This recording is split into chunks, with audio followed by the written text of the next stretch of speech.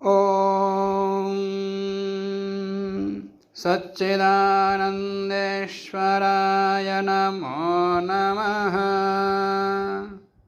कात्यायन श्राद्ध सूत्र का पहला अध्याय, पहली कंडिका, 10वां सूत्र। 9 सूत्र हो गए थे। रथकारस्य आधाने, इन यज्ञ यागों को करने का अधिकार किसको है? मनुष्यों को है, और मनुष्यों में भी ब्राह्मण क्षत्रिय वैश्यों को है, और ब्राह्मण वैश्य क्षत्रिय वैश्यों के साथ में ब्राह्मणी क्षत्रिया वैश्या जो स्त्रियां हैं उनको भी अधिकार है।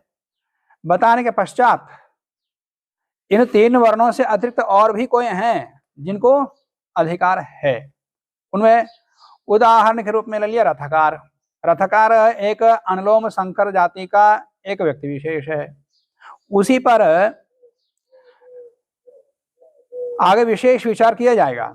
रथकार को आधान में अधिकार है, जैसे वर्षासु वैश्याः आदधीत कहा था, वैसा ही क्षत्रिय को भी वर्षा ऋतु में आधान करने का उल्लेख आता है। वर्षासु रथकारः आदधीत ऐसा आता है। तो इसलिए रथकार को भी आधान में अधिकार है, और आधान कर लिया है तीनों अग्नियों का, तो इत्यादि करने का भी अधिकार उसको है। उसी को लेकर के एक आक्षेप उठा रहे हैं 10वें सूत्र की उत्थानिका के रूप में। रथकारस्य ननो रथकार शब्दो न जाति विशेषवाची। ये रथकार शब्द जाति विशेष नहीं है। कोई जाति है जैसे ब्राह्मण क्षत्रिय वैश्य आदि, तो इस प्रकार के ये जाति विशेष वर्णवाची नहीं है। फिर क्या है? किंतु रथम करोति इति व्युत्पत्त्या रथम करोति इति रथकारः, ऐसा अर्थ लेंगे तो रथ को बनाने वाला कोई भी हो सकता है। ब्राह्मण क्षत्रिय वैश्य जो भी उसको रथ को बना रहा है वो हो सकता है। रथम करोति इति व्युत्पत्त्या त्रैवर्णिकवाची है, त्रैवर्णिकवाची है तो 3 वर्ण वालों को आधान दे ही दिया है, तो ये अतिरिक्त इसको बताने की आवश्यकता नहीं है। एवं च सती, इस प्रकार होने पर वर्षासु रथकारः आदधीत इति वाक्ये कालमात्र विधानात् वाक्य भेद दोषोपि परिहृतो भवति। मीमांसा में वाक्यार्थ करते समय वाक्य दोष बड़ा दोष माना जाता है। कोई एक विधि वाक्य हो और उसमें एक ही अर्थ, किसी एक का विधान ही होना चाहिए। 2 का विधान है तो फिर 2 वाक्य बनेगा, ये भी करो वो भी करो। क्रिया भले एक हो, परंतु अध्याय दोनों के साथ संबंध हो जाएगा, 2 विधियों के साथ, तो वाक्य भेद महान दोष माना जाता है। तो यदि वर्षासु रथकारः आदधीत, इसका अर्थ क्या करें? रथकार आधान करें, एक विधि है। रथकार वर्षा ऋतु में करें, ये एक विधि। तो यहां पर रथकार का विधान है या काल का विधान है, ऋतु का विधान है? दोनों विधि मानेंगे तो वाक्य भेद हो जाएगा। और रथकार को त्रैवर्णिक मान लिया तो रथकार का विधान ही किया जा रहा है इसमें। तो क्या विधान किया जा रहा है? रथकार वर्षा ऋतु में आधान करें, वर्षा ऋतु का ही विधान है। 2 विधान नहीं है, एक विधान है, समझ गए? तो एक विधान होने से वाक्य भेद भी नहीं होगा, ये दोष नहीं आएगा, उसका समाधान हो जाएगा। यदि कब रथकार शब्द को जातिवाचक ना मान करके त्रैवर्णिक मानते हैं, रथं करोति इति रथकारः त्रैवर्णिक अर्थ मानते हैं, तो 3 वर्णों के लिए तो आधान का उल्लेख हो चुका है, तो फिर यहां पर उसका विधान नहीं है। फिर क्या उसका विधान? उसके लिए काल का विधान किया जा रहा केवल। तो वर्षासु रथकारः आदधीत इति वाक्ये कालमात्र विधानात्, कालमात्र विधान होने से वाक्य भेद दोषः अपि परिहृतो भवति। वाक्य भेद का जो दोष आता है इस वाक्य में, उसका भी समाधान हो जाता है। अन्यथा नहीं तो जात्यंतरवाचित्वे, यहां रथकार शब्द को जाति मानोगे, यौगिक अर्थ नहीं लोगे। तस्य आधान संबंध, तो रथकार के लिए अलग से आधान का विधान किया जा रहा है, और दूसरा उसको वर्षा ऋतु में करना चाहिए, ऐसा काल का विधान हो गया। तो तस्य आधान संबंध ऋतु संबंधश्च, ऋतु का भी संबंध इति उभयमपि विधातव्यम भवति। दोनों विधान हो जाएगा। हर एक विधिवा की एक का विधान कर सकता है, 2 का नहीं, और 2 का विधान करेगा तो वो दोष हो जाता है। तो विधातव्यम भवति इति वाक्य भेद दोषाः दुष्परिहारः स्यात्, इसका समाधान नहीं हो सकता, एक महान दोष है। इति आशंका, इस प्रकार से आशंका करके, प्रश्न उठाकर संदेह करके आह कहा है, समाधान दे रहे हैं। नियतम च, यहां चार शब्द वाक्यार्थ में, वा शब्दार्थ है, पक्ष व्यावृत्तो, वा शब्दार्थ में है और वही पक्ष को हटाने के लिए, मतलब पूर्व पक्ष को हटाने के लिए। नियतम रूढ़म, ये आपने जो रथकार शब्द को यौगिक माना है वो पक्ष ठीक नहीं है, ये क्योंकि ब्राह्मण का कर्तव्य रथ बनाने का है ही नहीं, उसका काम तो पढ़ना पढ़ाने का है। और साथ में अन्यत्र त्रैवर्णिकों को कला संबंधी कार्य करने का निषेध किया हुआ है, जैसे पढ़ना पढ़ाने का काम आने का निषेध किया है। क्यों? दूसरे लोग भी पढ़ाएंगे तो फिर ब्राह्मण क्या करेगा, उसकी वृत्ति है वो तो एक एक का नियत कर दिया, दूसरे का निषेध किया हुआ। तो ये कला का कार्य दूसरों का है, इन तीनों का नहीं है।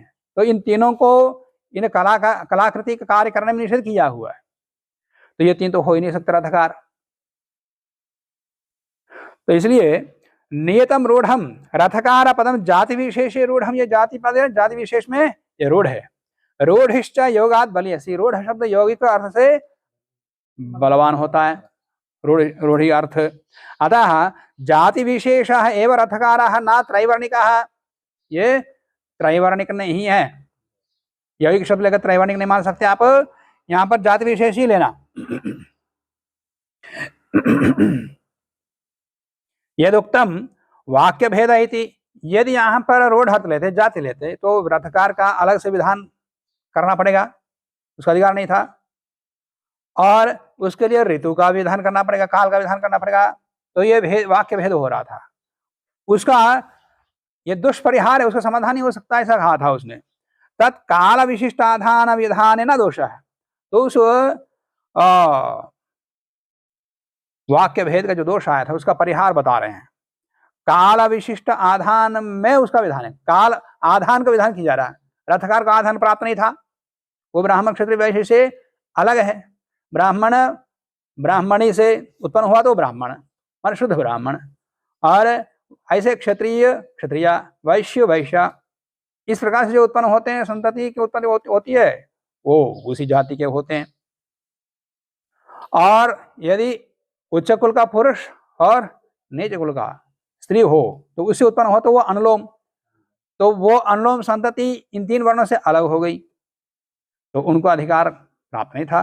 तो अनुलोम जातियों में लगभग 6 भेद मानते हैं, उनमें ये भी एक है रथकार, निषाद आदि। तो उसको अलग से विधान कर दिया कि वर्षास उसको अप्राप्त नहीं था, तो इसलिए कह दिया कि वर्षास रथकार आदधीत, तो रथकार आदधीत उसको अधिकार दिया एक। और कब कौन सा आधान करना, वर्षा विशिष्ट आधान करना, तो विशिष्ट शब्द करने से वाक्य भेद नहीं होता, अलग से काल का विधान नहीं है, वर्षा विशिष्ट आधान करना है रथकार को, तो एक ही वाक्य बनता है, 2 वाक्य नहीं होते। काल विशिष्ट आधान विधान न दोषः, कहने का तात्पर्य एक वाक्य बोध की प्रक्रिया है, जानते हैं? हाँ, ये वैयाकरण भूषण सार आदि पढ़ेंगे तो पता लगेगा। कोई एक वाक्य हो, नैयायिक अलग प्रकार से वाक्य बोध होता है, उसको वाक्यार्थ नैयायिक अलग ढंग से करता है, वैयाकरण अलग ढंग से करता है, और मीमांसक अलग ढंग से करते हैं। वाक्यार्थ बोध में 3 लोगों का विधान है, उनके अलग अलग पक्ष हैं।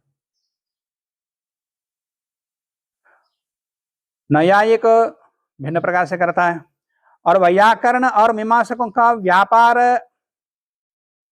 प्रधान बोध होता है। इन दोनों में थोड़ा साम्यता है, वैयाकरण में और मीमांसकों में व्यापार प्रधान बोध होता है, परंतु थोड़ा भेद भी है वैयाकरण में मीमांसा में। व्यापार का तात्पर्य भावना। तो इस वाक्य का अर्थ वर्षासु रथकारः आदधीता, इसका मीमांसा के अर्थ के अनुसार, कर्मकांड के अनुसार वाक्यार्थ बोध निकालें तो भावना अर्थ निकलेगा अंत में। तो भावना का विशेषण है सबके सब रथकार कर्तृका, वर्षा काल विशिष्टा, आधान कर्णिका भावना, इस प्रकार का मीमांसक लोग अर्थ करते हैं। क्या समझ में आया? वर्षा से रथकार आदधिता का अर्थ मैंने क्या बताया मीमांसकों के पक्ष में? रथकार कर्तृका। नैयायिकों को एक कर्तृ प्रधान बोध होता है, नैयायिकों में कर्तृ प्रधान बोध होता है, माने अंत में कर्ता आएगा, सारे सारे उसके विशेषण बनेंगे। वाक्य जो भी पद हैं सबके सब कर्ता का विशेषण बनेंगे, विशिष्ट के विशेष्य के रूप में कर्ता का बोध होता है। और वैयाकरण मीमांसकों के यहाँ व्यापार का अंत में विशेष्य व्यापार होता है और सारे सारे विशेषण, इन दोनों में कुछ भेद भी है। तो मीमांसकों के यहाँ भावना व्यापार को हो, भावना को एक ही बात, तो भावना विशिष्ट बोध होता है, तो भावना विशेष होती है तो अंत में भावना निकलेगा, सर्ग सारे उसके विशेषण बनेंगे वाक्य में। रथकार कर्तृका भावना और वर्षा काल विशिष्टा भावना, आधान कर्णिका भावना, आदधीता क्रिया भी विशेषण बनता। धातु में अब मुझे व्याकरण के दर्शन में जाना पड़ेगा इसका समझाने के लिए। शब्दार्थ वो अलग है, प्रक्रिया ही अलग है। हम क्या क्रिया प्रधान आधाधित माने आधान करें, सामान्य से कर लेते हैं, रथकार वर्षा में आधान करें, पर नैयायिक इसका अर्थ अलग करेगा, वैयाकरण अलग करेगा, मीमांसक इसका अर्थ अलग करेगा। तो इसके लिए न्याय संबंधी कुछ ग्रंथ हैं, उनको पढ़ें, या व्याकरण में वैयाकरण भूषणसार आदि हैं, प्रारंभ वैयाकरण भूषणसार से है, उसके बाद फिर प्रौढ़ ग्रंथ और हैं,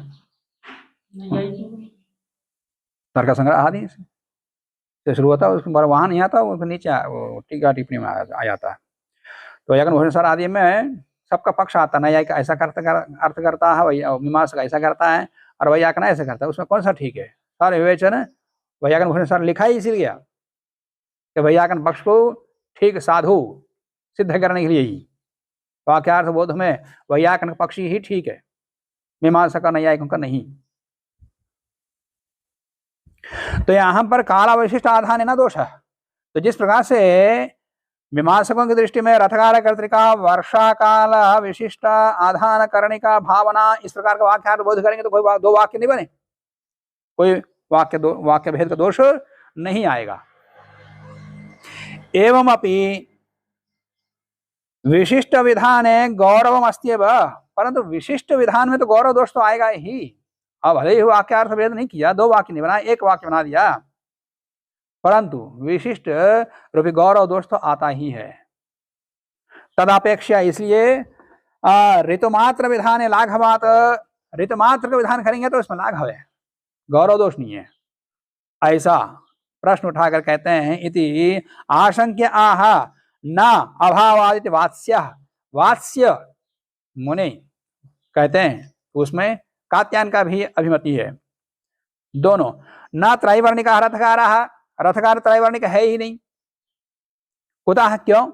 यौगिक शब्द से रूढ़ि बाधने सामर्थ्य अभावात न अभावात, अभावात का तात्पर्य क्या है बता रहे हैं, यौगिक शब्द रूढ़ि को नहीं बांध सकता, रूढ़ि अर्थ को लेकर के यही अर्थ निकलता है, युग रूढ़ निकलता है। यौगिक शब्द रूढ़ को बांधने में सामर्थ्य का अभाव है, यौगिक शब्द से रूढ़ि बाधने सामर्थ्य अभावात वात्स्य ग्रहणम स्वमत दृढ़ीकरणार्थम, केवल मैं ही नहीं मानता, कात्यायन नहीं मानता, वात्स्य ऋषि भी मानते, वात्स्य मुनि भी मानते हैं, ऐसा अपने पक्ष के पुष्टि के लिए आचार्य का ग्रहण कर दिया, अन्य आचार्य का, तो रूढ़ी मान लिया, और वाक्य भेद का दोष भी नहीं आएगा, ये भी कहा। निषाद, और उसके बाद निषाद स्थपतिर गावेधु के अधिकृता, रथकार का तो आधान में उल्लेख कर दिया, और उसके पश्चात निषाद, ये भी एक अनुलोम जाती है, संकर जाती है, इसको भी आधान में और यज्ञादियों में अधिकार है। अब निषाद स्थपति का अर्थ क्या है? महाभाष्य में भी आता है, यहाँ भी बता रहे हैं। निषाद स्थपति का अर्थ क्या है? निषादश्चासौ स्थपतिश्च इति निषाद स्थपति। निषाद भी वही है, स्थपति भी वही है। माने शंकर जाति वाला जो निषाद है वो, और स्थपति माने अधिकारी, अधिकारी भी वही है, अधिपति भी वही है, निषाद भी वही है। तो ऐसा कहेंगे तो शंकर जाति विशिष्ट व्यक्ति हो गया। और यदि मान लिया निषादाना स्थपति शेषी तत्व समास करेंगे तो निषाद जो जाति लोग हैं उन सबका अधिपति, चाहे वो ब्राह्मण भी हो सकता है, क्षत्रिय भी हो सकता है, वैश्य भी हो सकता है, अर्थभेद हो गया ना। निषादाना स्थपति कहेंगे तो निषादों का अधिपति त्रैवर्णिक हो सकता है, पर कर्मधारी कर लिया तो वही निषाद की जाति हो जाएगी। तो यहाँ पर क्या मान लिया? कर्मधारी मान लिया। निषादश्चासौ स्थपतिश्च इति निषाद स्थपति। निषाद जाति रूपो अधिपतिश्च यो भवति सः गावेधुके। अब इसको भी अज्ञ का अधिकार है या नहीं है? निरुक्त में एक मंत्र का उदाहरण आता है, पंचजना मम होत्रम जुषध्वम।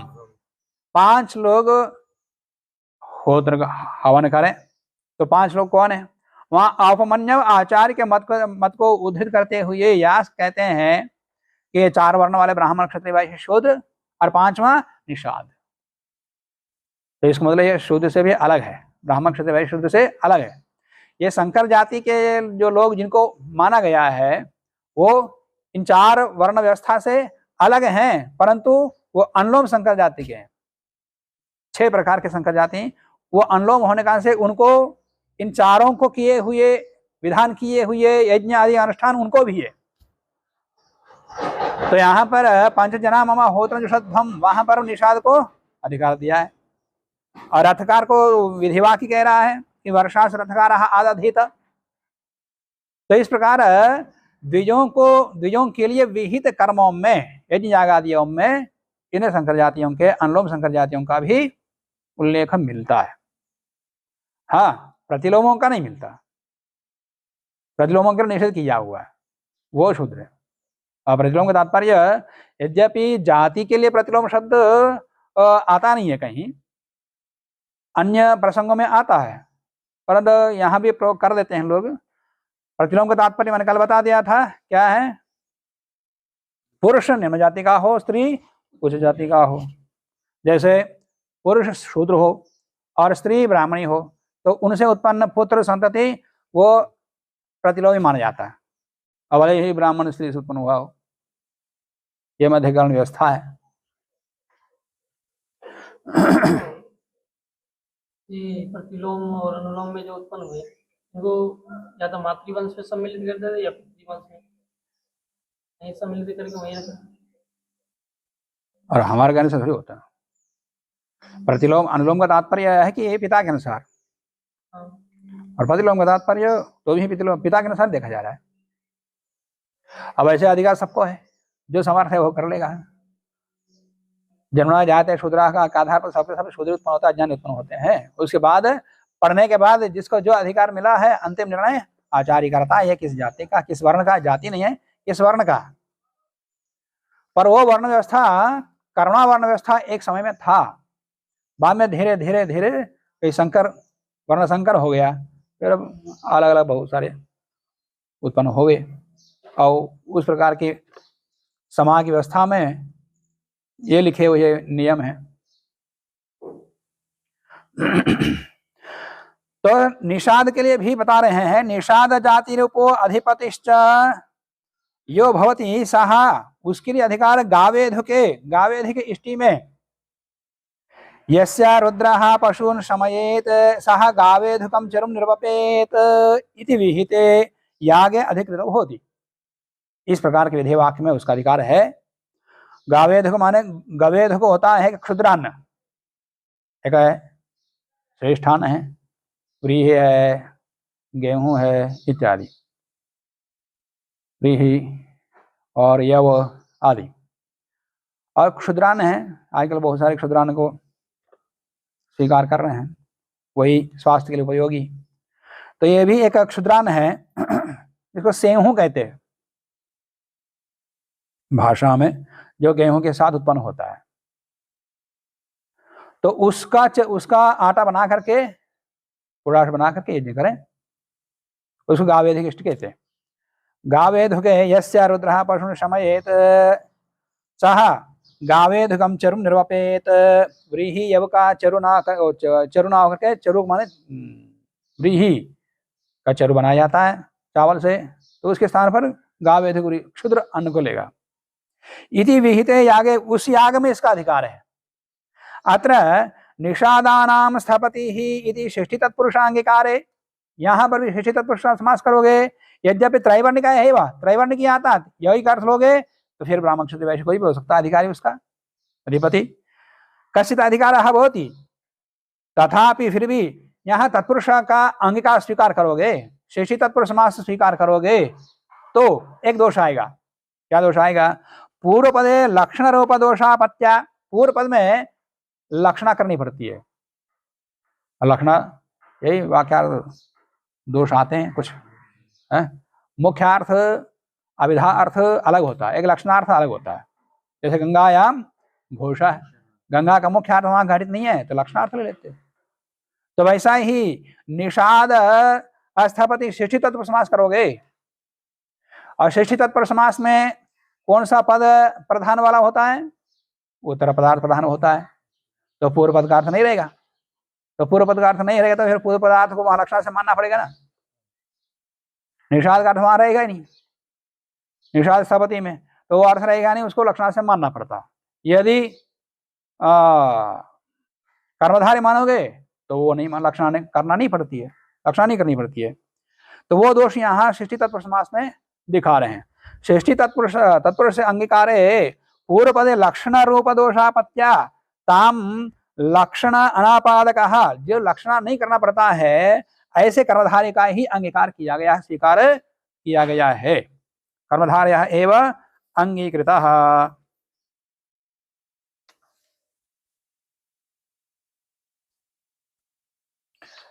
उसके पश्चात अधिकार का वर्णन हो गया। अब और भी कुछ याग हैं, ये परिभाषा प्रकरण है। दूसरे अध्याय से विधिवत यागों का प्रकरण प्रारंभ होगा। यहाँ आगे कहे जाने वाले इष्टि यागों के लिए उपयोगी जो भी बातें हैं यहाँ एक साथ है, कहते जाएंगे, कोई प्रकरण नहीं रहता परिभाषा प्रकरण जैसा। तो ये परिभाषा प्रकरण ही है पहला अध्याय। अब वा अवकीर्णिनो गर्दभेज्या, और अवकीर्णी क्या होता है? अवकीर्णी के विषय बताते हैं। ब्रह्मचारी संज्ञा स्त्रियम उपैति सह अवकीर्णी, ब्रह्मचारी होता हुआ स्त्री का समागम किया है वो अवकीर्णी कहलाता है। तस्य, अब उसका प्रायश्चितेष्टि विधान करना पड़ेगा, तो उसका प्रायश्चितेष्टि का उल्लेख आता है। यद्यपि एक गर्दभेष्टि का उल्लेख ना संहिता ग्रंथों में कहीं है, या अवकीर्णी का गर्दभेष्टि को हो या अवकीर्णी के इष्टि को हो, इसका उल्लेख ना तो संहिता ग्रंथों में ना ब्राह्मण ग्रंथों में। श्रौत सूत्रों में केवल कात्यायन श्रौत सूत्र में है, अन्य किसी श्रौत सूत्र में नहीं है। और बाद में धर्मसूत्र में आ गया, धर्मसूत्र में प्रायः अनेक स्थान पर आया, वो भी विकल्प करके। अन्य पक्ष में आज ज्येष्ठी का उल्लेख है, आज से ही करेगा प्रायश्चित। वो अवकीर्णी ब्रह्मचारी वो जो स्खलित हो चुका है उसके लिए प्रायश्चित के रूप में आज से करने का उल्लेख है। पक्ष में गर्दभेष्टि है, उसी का उल्लेख है यहाँ पर, उसके विषय में कुछ विचार कर रहे हैं। ब्रह्मचारी संज्ञा स्त्रियं उपैति सह अवकीर्णी तस्य गर्दभ यागो नैमित्तिकः, तो अवकीर्णी हो गया है, स्खलित हो गया है, तो प्रायश्चित के रूप में निमित्त से ये विधान किया हुआ गर्दभ याग इति शेषः। अत्र वा शब्दाः विकल्पवाची, यहाँ विकल्पवाची है, माने एक पक्ष में आज का विधान किया हुआ आज से प्रायश्चित करेगा, और दूसरा गर्दभ याग करेगा। पारस्कर गृह्ये आहुत्योर विधानात्, पारस्कर गृह्य में दो प्रकार का आहुतियों का विधान है, इसलिए एक पक्ष में गर्दभ याग है। ताभ्याम सह ताब गर्दभ यागस्य विकल्पः इत्यर्थः, उन दोनों आहुतियों के साथ ही विकल्प में एक पक्ष में ये गर्दभ याग है। मीमांसा में भी एक प्रकरण आता है, छठे अध्याय के 8वें पाद में। 22वां सूत्र है, 22वां, 23वां, 24वां, 3 सूत्रों में इसका वर्णन आता है। अवकीर्णि पशुश्च तद्वद आधानस्य अप्राप्त कालत्वात्, वहां पर इसका आया अवकीर्णि पशुयाग का, मन गर्भेष्टि का। उस प्रसंग में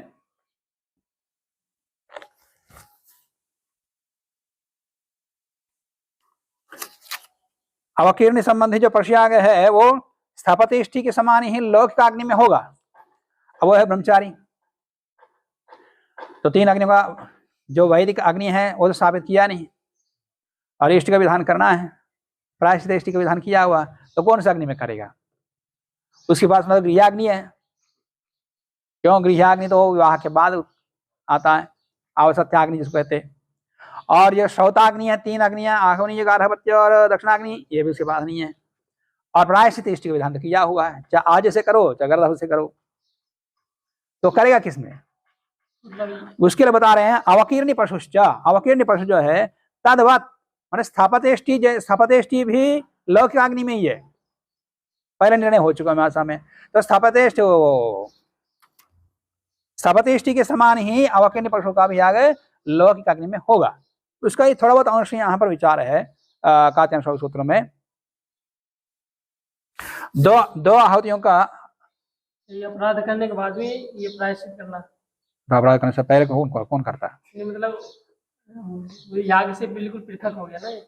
हाँ, जो याग और जो याग है उससे पृथक हो गया करने। हाँ, अलग ही है। कोई दोष हो गया है जाने अनजाने में, उसको प्रायश्चित करना पड़ता है, तो प्रायश्चित विधान किया हुआ। आज ज्येष्ठी करेगा, नहीं तो गर्भेष्टि करेगा।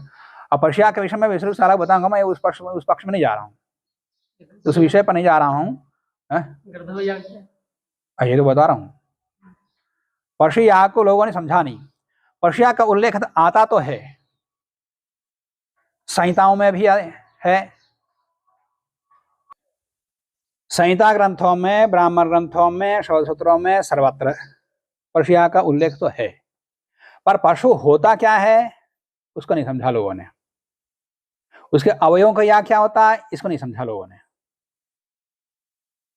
तो इसके विषय में विस्तृत रूप से मैं अलग एक दिन इसी के लिए कक्षा पाठ पढ़ाऊंगा, बताऊंगा, या संक्षेप में जाना हो तो मेरा पशुयाग मीमांसा एक लेख है, उसको पढ़ लेना। पशु होता क्या है? सब जगह पशु एक ही अर्थ नहीं होता, जो जानवर चतुष्पाद होता है। तो उस विषय में अभी नहीं जाऊंगा क्योंकि विषय गंभीर है, समझना होता है। तो यहां पर पार्श्व का गृहीय आहुत्य और विधानात आया। उसी प्रकार से तैत्तिरीय आरण्यक में भी इसका उल्लेख आता है अवकीर्णि का। तो अवकीर्णि का प्रायश्चित इष्टि में तैत्तिरीय आरण्यक में जो आया है, वहां पर सायन लिखता है प्रायश्चित्तार्थ स्वाध्याय प्रसंगाद अवकीर्णि प्रायश्चित्तम उच्यते। अवकीर्णि का प्रायश्चित कहा जा रहा है वहां पर। तो उसमें 2 आहुतियों के विधान वहां बता रहे हैं। यो ब्रह्मचारी अवकीरेद अमावास्यायाम रात्र्याम अग्निम प्रणीय उपसमाधाय दिहि आज्यस्य उपघातम जो होती, 2 आहुति देता है। और मंत्र वहां बताया गया काम अवकीर्णो अस्मि काम कामाय स्वाहा, एक मंत्र वहां बताया। दूसरा मंत्र कामाभिदग्धो अस्मि अभिदुग्धो अस्मि काम कामाय स्वाहा इति अमृतम वा आज्यम अमृतम एव आत्मन संधत्ते। इस प्रकार का वहां वर्णन आया। तो यहां अब उस प्रसंग में नहीं जाएंगे, बाद में विशेष से बता दूंगा। अब इस विषय में ताभ्याम सह गर्भयाग से विकल्प इत्यर्थः। और उसके पश्चात अनंतरोक्तयोः स्थापत्यवकीर्णिनोः आधानाभावे। अब स्थापति का आधान तो विधान किया नहीं, रथकार का तो आधान तो विधान किया हुआ है, स्थापति का आधान विधान किया नहीं, परंतु उसका आवेदिक इष्टि का विधान तो किया है। और अवकीर्णि का भी यहाँ पर गर्भेष्टि का विधान किया हुआ, या आज्येष्टि गर्भेष्टि तो विकल्प से एक पक्ष में आज्येष्टि, दोनों ही पक्षों में विचार होगा, उसके पास तो अग्नि तो है ही नहीं, न गृहाग्नि है न श्रोताग्नि है, तो करेगा किसमें। अनंतरोक्त यो अभी अभी कहे हुए स्थापतेष्टि और अवकीर्णेष्टि। स्थापति अवकीर्णो आधानाभावेन, अग्नि अभावात, आधान नहीं किया तो अग्नि है नहीं उसके पास, अग्नि अभावात कुत्रताभ्याम यागः कार्यः इति शंकायाम, इस प्रकार का के आशंका उत्पन्न होती है। याग तो विधान तो किया है और अग्नि है ही नहीं, तो क्या करेगा। वैदिकत्व अविशेषात, ये तो है तो इष्टि है ना, तो वैदिकत्व के अविशेष होने से, सामान्य वैदिक सामान्य होने से दर्शपूर्ण मासता अंग ग्रहणा, इन इष्टियों का अंग सारे सारे क्रियाओं को दर्शपूर्ण मास से लेते हैं। इष्टि बोलते ही दर्शपूर्ण मास, सारी इष्टियों की प्रकृति आ गए, प्रकृति इष्टि दर्शपूर्ण मास है। तो और इन गर्भेष्टि में या आज्येष्टि में और स्थपतेष्टि में सारे सारे अंग दर्शपूर्ण मास से ही लेते हैं, तो वहीं से ले रहे हैं, तो वो श्रोताग्नि में होता तो ये भी श्रोताग्नि में ही होगा। दर्शपूर्ण मासता अंग ग्रहणाच, दर्शपूर्ण मास से इन इष्टियों का अंग ग्रहण करने से तदवत आधान संस्कृत एवं, वैसे वो दर्शपूर्ण मास इष्टि आधान करके करता है, मान श्रोताग्नियों का आधान करके दर्शपूर्ण मास इष्टि करता है, तो इनके लिए ये भी अग्नि का आधान करेगा, फिर इष्टियों करेगा, क्योंकि दर्शपूर्ण मास इष्टि से अंग ग्रहण कर रहा है। तो वैसे ही वहां पर अग्नि का आधान जैसे होता वैसे ये भी अग्नि का आधान यहाँ भी करेगा, इन इष्टियों में भी करेगा। तदवद आधान संस्कृत एवं अग्नौ कर्तव्य, संस्कृत अग्नि में मान विधिवत एक आधान इष्टि अलग है दर्शपूर्ण मास इष्टि से, यद्यपि वो दर्शपूर्ण मास इष्टि का विकार है परंतु है स्वतंत्र है। अब आधान करेगा तब तो दर्शपूर्ण मास इष्टि करेगा। तो उस प्रकार से अग्नि को संस्कृत करके जो आधान किया हुआ उसी अग्नि में ये इन इष्टियों को भी करेगा, करेंगे ये लोग। तो तदवद आधान संस्कृत एवं अग्नो कर्तव्य, तदर्थम च आधान ताभ्याम कर्तव्यम एवं, इसलिए ये दोनों लोग भी, या स्थपतेष्टि भी और अवकीर्णेष्टि भी, ये दोनों वैदिक अग्नि में ही करना चाहिए। तदर्थम च आधान भी ताभ्याम कर्तव्य, दोनों लोगों को करना चाहिए। इति प्राप्त, ऐसा प्राप्त होने पर आह, समाधान बता रहे हैं, लौक के अग्नि, लौक अग्नि में करेगा क्यों, उनका करेंगे तो फिर पत्नी साथ में चाहिए, अविवाह हुआ ही नहीं। और स्थापति के लिए उसको आधान का विधान ही नहीं है, तो लौक अग्नि में करेगा, वैदिक अग्नि में नहीं करेगा। लौक के ये तद उभयमपि लौक के अग्नौ स्यात्, माने ये स्थापतेष्टि और अवकीर्णेष्टि, ये दोनों ही गर्भेष्टि, ये दोनों ही लौकिक अग्नि में होंगे। मान लौकिक अग्नि तात्पर्य जो हम लोग करते, न तो आधान सिद्धे आह्वनि यादव, आह्वनेष्टि के द्वारा, आधानेष्टि के द्वारा जो अग्नि स्थापित हुई है, संस्कृत हुई है, उस अग्नि में नहीं करेगा, नहीं करेंगे लोग, ये याग को नहीं किया जाएगा। अयम भावा, इसका भाव यह है, सत्यम दर्शपूर्णमासता है एवं अंग ग्रहणम, इन इष्टियों का, स्थपतेष्टि का, गर्भेष्टि का, याज्येष्टि का अंग सारे सारे दर्शपूर्णमास इष्टि में लेंगे, ये तो ठीक है। परंतु तथापि दर्शपूर्णमासयो अंगों के ग्रहण करने मात्र से दर्शपूर्णमास इष्टि में आधान नहीं है ना, दर्शपूर्णमास इष्टि में आधान वो स्वतंत्र इष्टि है, तो दर्शपूर्णमास अंग ग्रहण करने से आधान कहां से आएगा, आधान नहीं आएगा।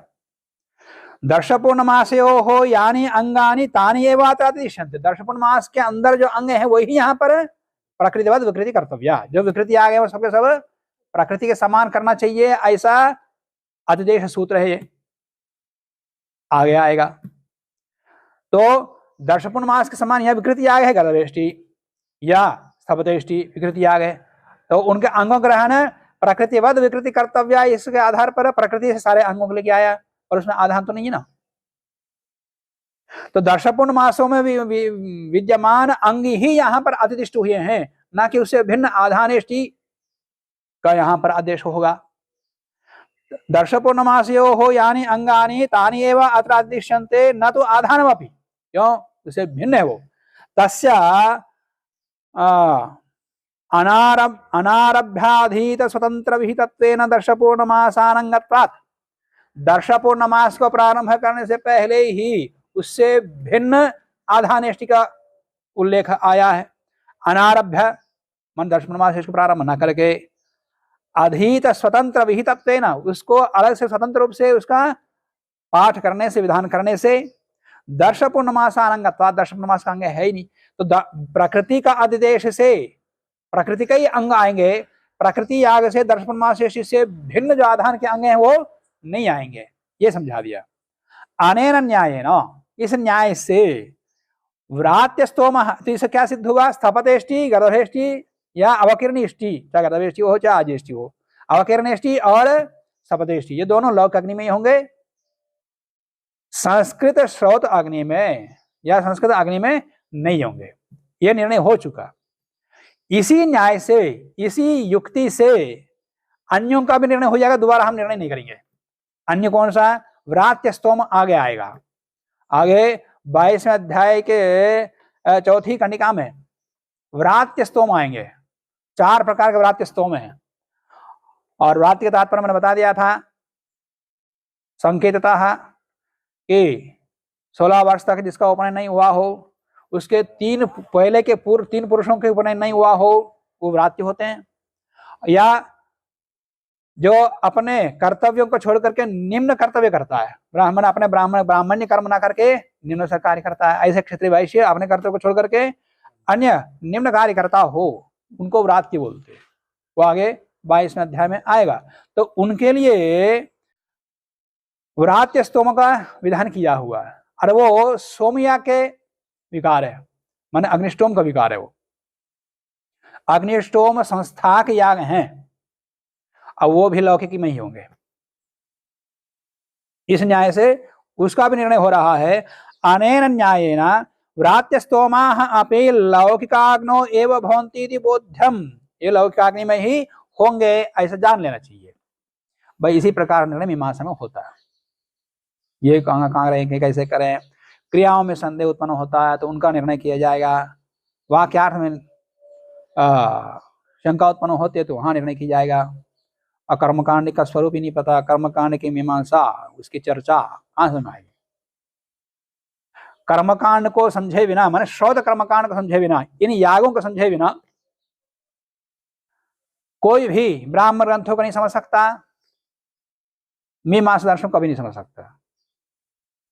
और अन्य शास्त्रों में ये तो पूरा ब्राह्मण ग्रंथ, आरण्य ग्रंथ और मीमांसा दर्शन, ये पूरा श्रौत कर्मकांड के ऊपर ही आधारित है, और कोई विषय है ही नहीं इसमें।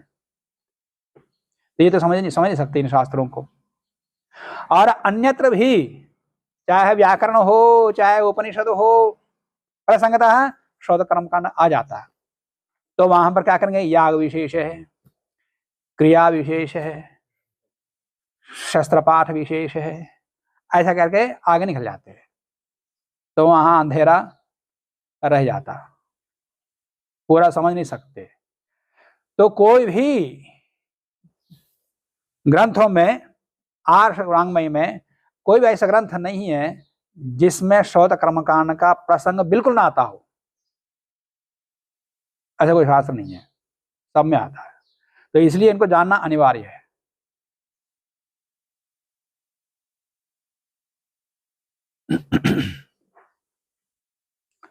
तो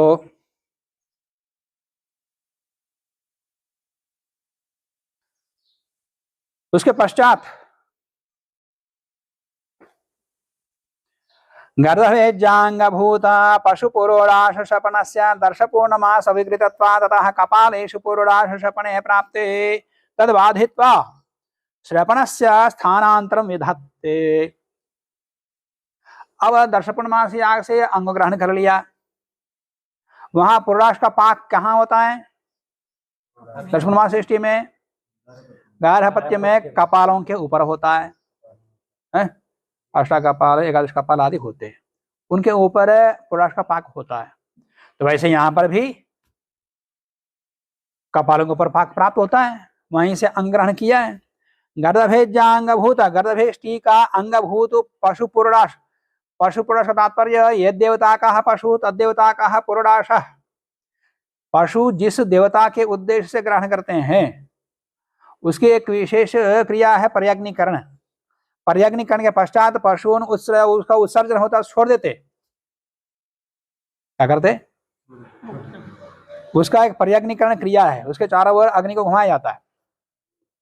उसको पर्याग्निकरण जैसे पुराश के चारों ओर तिनका को जला के घुमाते हो ना, पर्याग्निकरण, वैसे ही पशु के चारों ओर भी घुमाया जाता है। एक पात्र में लेकर चारों ओर एक विशेष स्थान से निर्देश बताया, मार्ग से जाता हुआ इतनी बार घूमता है, वो पर्याग्निकरण क्रिया है। पर्याग्नि क्रिया करने के पश्चात यूप में बंधे हुए पशु को छोड़ दे, खुला छोड़ देते।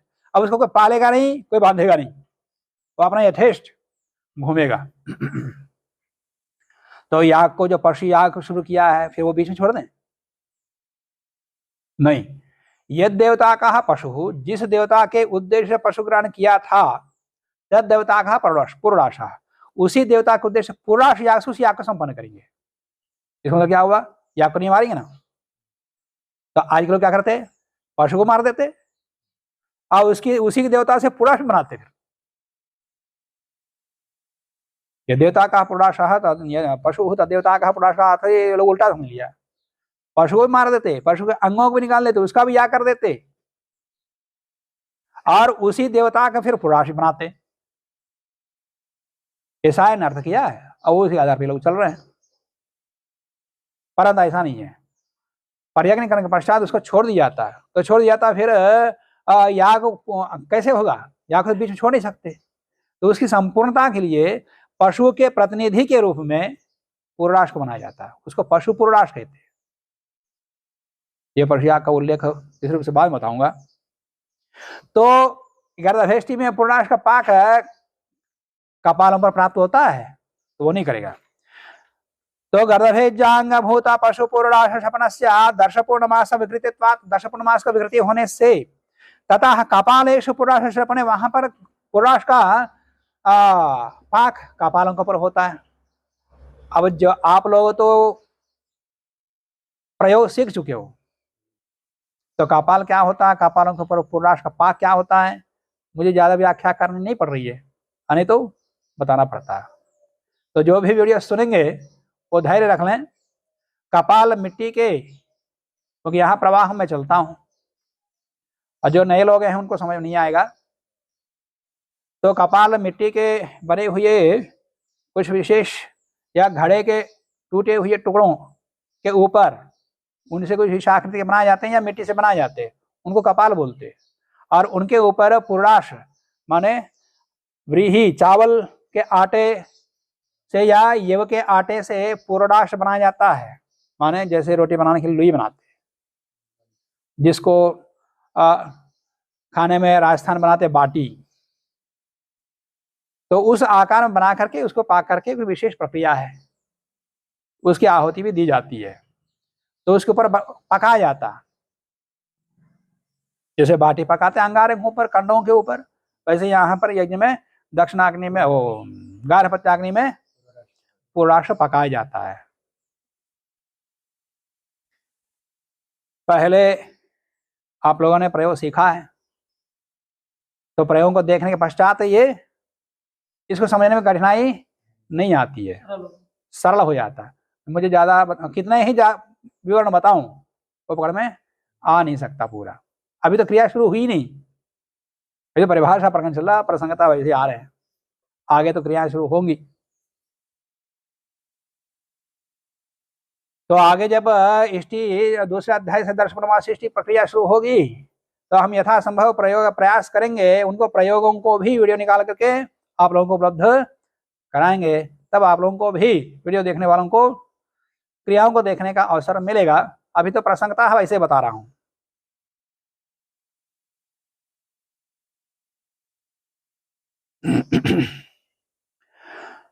तो कपालों में जैसे वहां बना हुआ पुरुष को पकाया जाता है, वैसे ही यहाँ पर भी गर्दभेष्टि में भी पुरुष को कपालों के ऊपर पकाने का प्रसंग आता है। इसके लिए स्थानांतरम विधत्ते, स्थानांतर का विधान किया, कपालों के ऊपर नहीं पकाना, स्थानांतर विधान कर रहे हैं। भूमौ पशु पुरुष शपनम, माने पशु तात्पर्य गर्दभेष्टि का, गर्दभ रूपी पशु का संबंधी जो पुरुष है वो भूमि के ऊपर, भूमि का तात्पर्य भूमि के ऊपर ही अंगार रखेंगे, फिर पकाएंगे, वहां कोई कपाल नहीं रखेंगे। भूमि और पुरुष के बीच में कपाल नहीं रहेंगे, बस अंगार रखेंगे, माने अंगार और भूमि के बीच में वहां पुरुष रहता हो, कपाल रहते हैं, यहाँ कपाल नहीं रहेंगे, भूमि के ऊपर अंगार रखेंगे और उनके ऊपर पुरुष को पकाएंगे। यद्देवत्याः पशुः तद्देवत्याः पुरोडाशः, ये शतद् ब्राह्मण का वचन है, अनेक ब्राह्मण में आता है, अन्यत्र भी आता है। इति विधानात् गर्दभ पशु संबंधिनः पुरोडाशस्य, गर्दभ संबंधी माने गर्दभ को छोड़ दिया, याद रखना इस बात को। पर्याग्नि करने के पश्चात हर पशु को छोड़ दिया था। पशु भी वो क्या होता है ये कभी फिर जानेंगे। तो जो युग में बंधा हुआ पशु उसको पर्याग्नि करने पर छोड़ दिया, और उस इष्टि को संपन्न करने पूरा करने के लिए जिस देवता के उद्देश्य से पशु ग्रहण किया उसी देवता से पुराश बनाएंगे, फिर उसी पशु याग को संपन्न करेंगे। तो पशु गर्दभ पशु संबंधिनः पुरोडाशस्य सपनम भूमौ अंगारेषु कार्यम, भूमि के ऊपर अंगार रखकर के अंगारों पर करना चाहिए, न कपालेषु इत्यर्थ, कपालों के ऊपर नहीं करना। आगे प्रकृतिवाद विकृति कर्तव्य से दर्शन मास के जितने विकार होंगे सब उसी समान किए जाते हैं, किए जाएंगे, तो गर्दभेशी उसी में आएगा ना। तो इसको पूरा का पूरा कोई ना समझ लें, इसलिए परिभाषा प्रकरण में यहाँ पर बता रहे हैं। ये लोहिकाग्नि में करना है, उनमें जो जो विशेष होगा यहाँ परिभाषा प्रकरण बता रहे हैं। फिर वहां आगे जो भी विकृति याग आएंगे सब दर्शन मास के समान ही किए जाएंगे, जो विशेष आपात यहाँ परिभाषा प्रकरण बता रहे हैं। और उसमें अवदान होम होता है, अपसु अवदान होम, अवदान होम जल में होगा।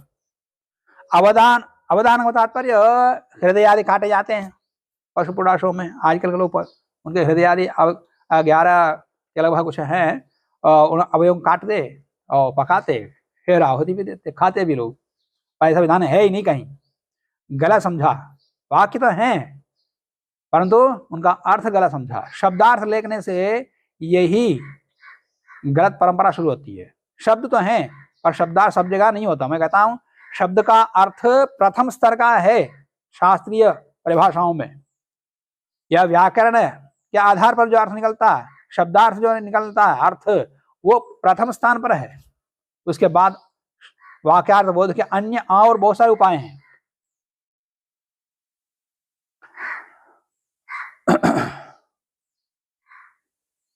तो अवदान माने हृदय आदि अवयवों का जो अवदान किया जाता है उनको निकाल करके उन हृदय आदि अवयवों को अग्नि में, वहां पर आहुनि अग्नि में होम होता है।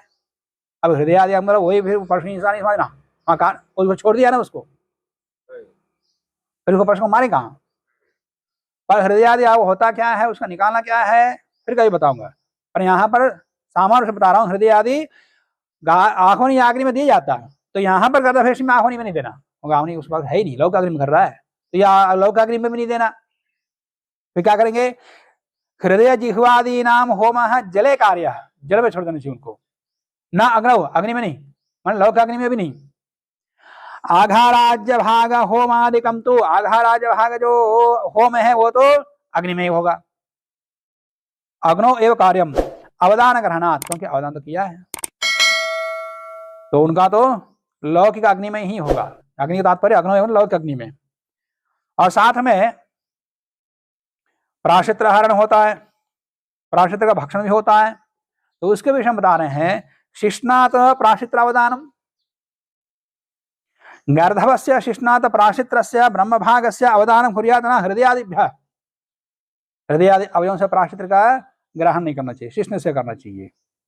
अब अवकीर्णी हुआ, खुद दोषी हुआ, अब मारेंगे पशु को, तो प्रायश्चित किसका हो रहा है, और एक पाप हो गया ना, पाप के पीछे और बड़ा पाप हो गया ना।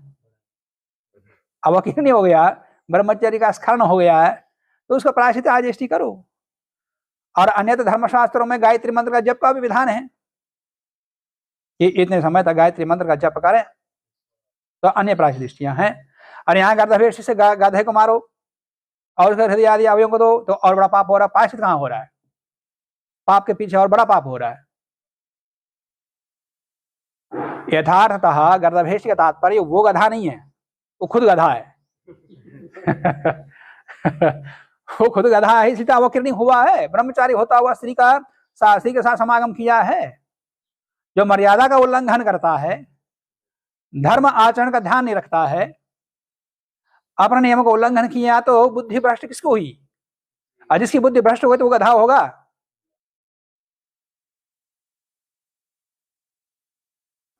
जो मूर्ख होता है, बुद्धिहीन होता है, लोग के भाषण में गधा कहते हैं। अरे उसकी बात क्यों मानो, वो आदमी कोई गधा है। अरे गधा वो क्या कर रहा है, वो ऐसा बोलते ना लोग। तो गधा मतलब गधा थोड़ी है वो। गधा जैसे बुद्धिहीन है वो भी बुद्धिहीन है गधा जैसा। केवल शारीरिक परिश्रम करता है, बुद्धि काम नहीं करती उसकी। तो वो खुद गधा है। अब खुद गधा हो तो स्वयं गर्दा बन गया तो उसको काट के हृदय, उसके हृदय आदि अवदान को होना तो और पाप होगा। ये कोई गधा वेशित नहीं होगी। तो उसका ऐसे कठोर दंड दिया जाएगा जो गधे को दिए जाते हैं, गधे से काम करवाए जाते हैं। और उसको प्रायश्चित्ती करवाया जाता, और आजेष्टि करवाया जाता, और गायत्री मंत्र जप करवाया जाता, और उसका अतिरिक्त पढ़ाना फुड़ाना काम छोड़ेंगे उसको, गधा काम करो। तो ये गधेष्टि है। और शिष्ण का अवदान खाना मतलब यही खाना नहीं होता। खाना मतलब यही एक होता क्या? वो दिमाग खाएगा तो खोपड़ी फोड़ करके दिमाग निकाल खाएगा, उसके बाद जाओगे तो वो दिमाग खाएगा, उसके बाद जाना ही नहीं। तो दिमाग खाएगा, ठोकर खाएगा, धोखा खाएगा, चकमा खाएगा, इतने सारे सुनकर के तो चक्कर खाएगा। तो इतने सारे प्रसंगों में खाने का अर्थ भिन्न भिन्न होता है। तो प्रायश्चित अवदान का ब्रह्म खाता है ना, तो प्रायश्चित अवदान का जो प्रायश्चित पात्र में आदान निकाला जाता है, शिष्ण से निकालना है। तो कहने का तात्पर्य शिष्ण का विषय को खाना खिलाना उसको। जैसे ब्रह्मचर्य दीक्षा में उसका संयम सिखाया जाता है, वही उसका खाना है। तो संक्षेप में सांकेत रूप से बता दिया है। शेष आय के विषय को अगले पाठ में देखेंगे। आज के विषय को हम यही समाप्त करते हैं। ओम